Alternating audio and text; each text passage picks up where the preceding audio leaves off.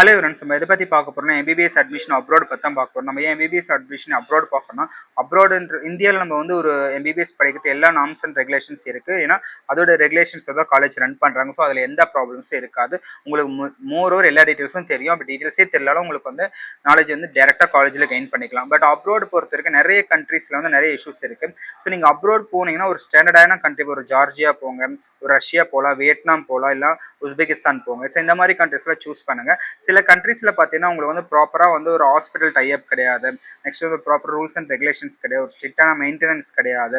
Next வந்து பார்த்தீங்கன்னா NMC norms படி அவங்க ரன் பண்ணுறது இல்லை. ஸோ இந்த மாதிரி நிறைய இஷ்யூஸ் இருக்குது. ஸோ இப்போ கிர்கிஸ்தான் ஒரு கண்ட்ரி இருக்குது. இப்போ எல்லாரும் பார்த்துருப்பீங்க, எங்கே பார்த்தாலும் எல்லாரும் கிர்கிஸ்தான் தான் அந்த ஸ்டூடெண்ட்ஸ்லேருந்து எல்லாமே ப்ரொமோட் பண்ணிட்டு இருப்பாங்க. ஸோ ஒரு ஒன்று நம்ம விளம்பரம் பண்ணுறாங்கன்னா அங்கே ஏதோ ஒரு இஷ்யூஸ் இருக்குன்னு நம்ம பார்த்தாலும், கிர்கிஸ்தானில் பார்த்தீங்கன்னா ஒரு ப்ராப்பரான ஒரு ஸ்ட்ரிக்டான ரூல்ஸ் அண்ட் ரெகுலேஷன்ஸ் கிடையாது.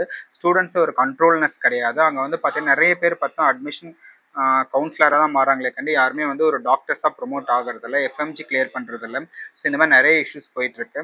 பிகாஸ் ஆஃப் அங்கே ஒரு ஸ்ட்ரிக்ட் ரூல்ஸ் கிடையாது, ஸ்ட்ரிக்டாக மெயின்டைன் பண்ணுறது கிடையாது.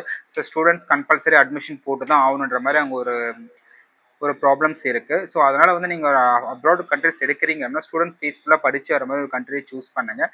நெக்ஸ்ட் டைம் வந்து நீங்கள் எல்லாத்தையும் விசாரித்து ஜாயின் பண்ணுங்கள். ஸ்டூடெண்ட்டை நம்பி வந்து ஜாயின் பண்ணாதீங்க. ஏன்னா ஸ்டூடெண்ட்ஸை நம்பி நீங்கள் ஜாயின் பண்ணுறப்போ அவங்களுக்கு அடுத்த வருஷம் இந்த ஸ்டூடெண்ட் அட்மிஷன் போகணுன்ற ஒரு கட்டாயத்தின் பேரில் தான் அங்கே இருக்குது. ஸோ அப்ராட் பொறுத்த வரைக்கும் ஈச் அண்ட் எவ்ரி திங்ஸ் வந்து நோட் பண்ணி அட்மிஷன் போடுங்க. எதுவும் ஈஸியாக பிலீவ் பண்ணாதீங்க.